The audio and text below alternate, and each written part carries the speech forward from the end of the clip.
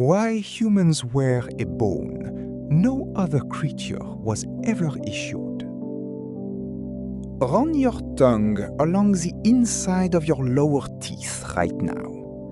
Feel that small ridge of bone where your jaw drops away beneath your lip. You have never thought about it once. It is the most photographed, sculpted, and judged piece of bone on your body, the thing we call a strong jawline, the feature that launches and sinks first impressions. Now consider this. You are the only living thing on Earth that has one. Not the chimpanzee, who shares 98.8% of your DNA. Not the gorilla, the orangutan, or the long line of extinct human cousins. Not even the Neanderthal, a creature so close to us that we still carry their genes. They had massive jaws and no chin at all. Their lower face sloped backward, retreating beneath the mouth, like every other mammal that has ever lived. For roughly 4 billion years of animal life, the chin did not exist.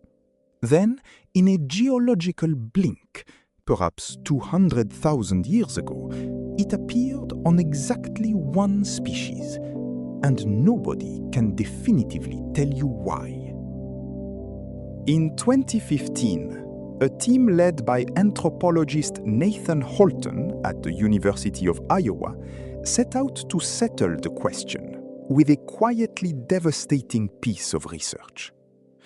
The reigning assumption for over a century was mechanical. The chin must be a buttress, a structural reinforcement evolved to absorb the violent stress of chewing.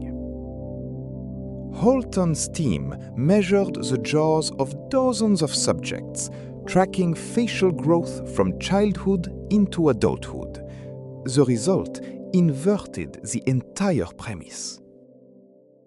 The chin does not correlate with chewing force. In fact, the people generating the most mechanical jaw stress tended to have less pronounced chins. The protrusion appeared to have nothing to do with the work the jaw actually does. The smoking gun wasn't a structure being built up for strength. It was something stranger, a piece of bone that seemed to be left standing alone while everything around it withdrew. Here is the hardware truth, written in the fossil record and in your own skull. Lay a Neanderthal skull beside a modern human one, and the story is undeniable. Theirs is all forward momentum, a heavy, projecting muzzle, robust jaws, a mouthful of large teeth pushed out ahead of the face. Ours is the opposite. Over the last 200,000 years, the entire human face collapsed inward and shrank. Our snout flattened. Our teeth shrank. Our jaws contracted and pulled back beneath the brain case. And the chin?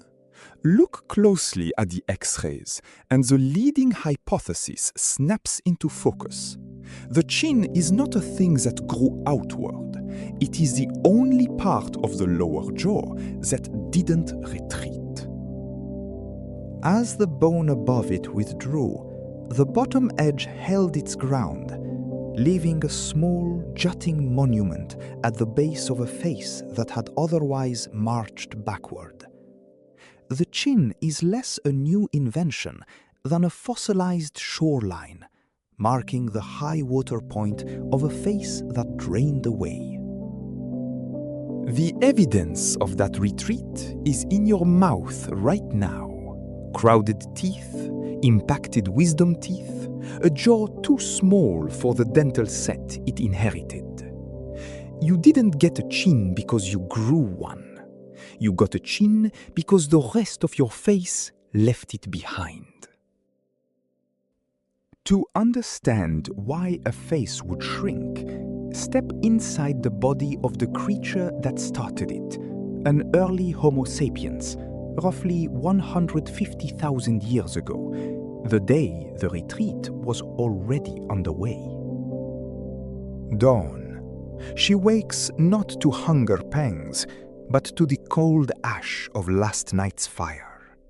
This is the first thing that matters. The fire.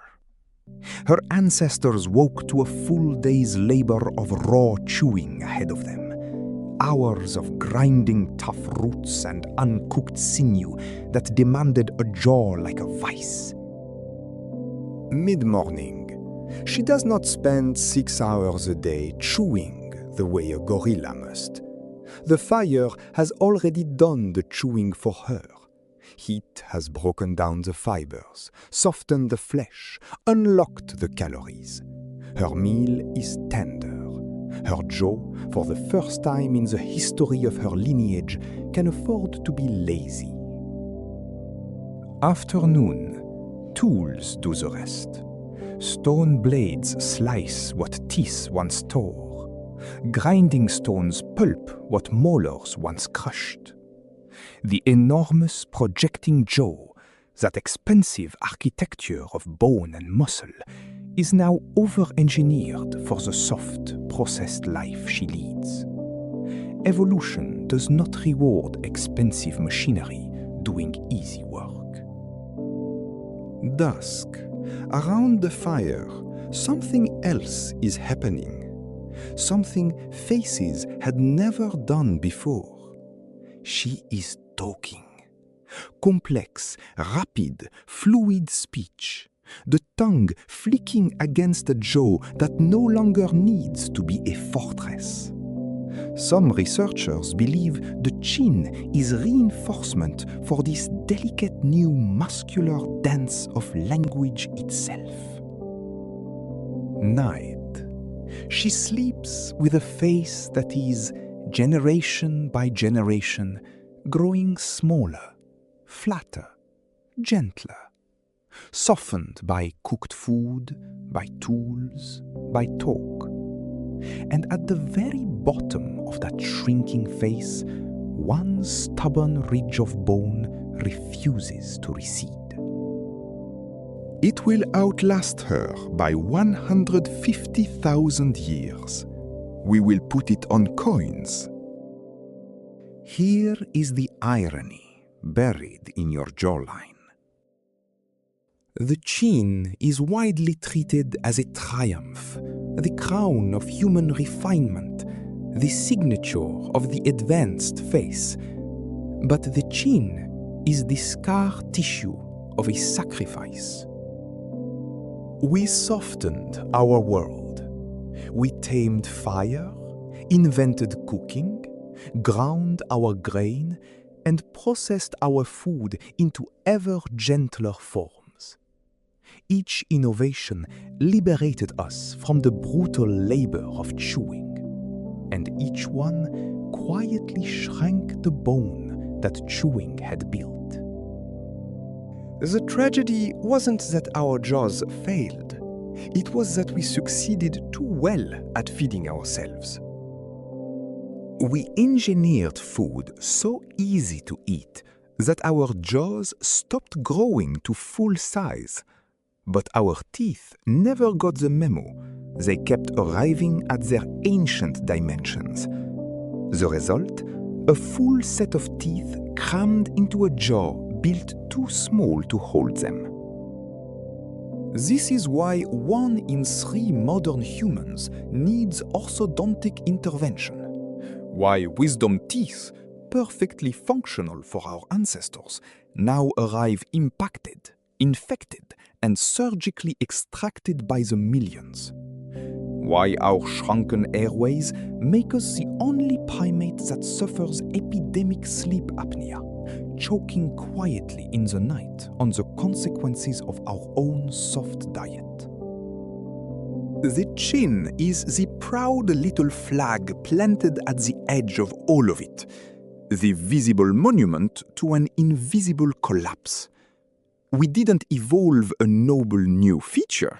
We invented our way into a smaller face, and the chin is the gravestone marking what used to be there. There is something humbling about the thing on the front of your skull. We look in the mirror and read the chin as strength, a marker of resolve, maturity, command. Keep your chin up. Take it on the chin. We built an entire vocabulary of courage around a bone that is, in truth, the high water mark of a retreat. It is perhaps the most honest feature we have. It tells the truth that all comfort eventually tells, that every tool which spares us labor also reshapes us in its image. The fire that freed our jaws from work also dissolved them. The softness we craved became the softness we are made of. We did not conquer the hardness of the world. We simply moved it inside, into crowded teeth and narrowed throats, and the quiet surgeries of a species too refined for its own anatomy. No other animal carries a chin, because no other animal ever made its life this easy. The chin is the price of comfort, worn on the face for all to see, a souvenir from the moment our species learned that the things we build to spare ourselves effort never simply vanish. They just leave a mark and ask us to call it beautiful. So here is the question to run your tongue along tonight. If the proudest feature on your face is really a monument to everything we gave up, what exactly are we building right now that our descendants will one day mistake for strength?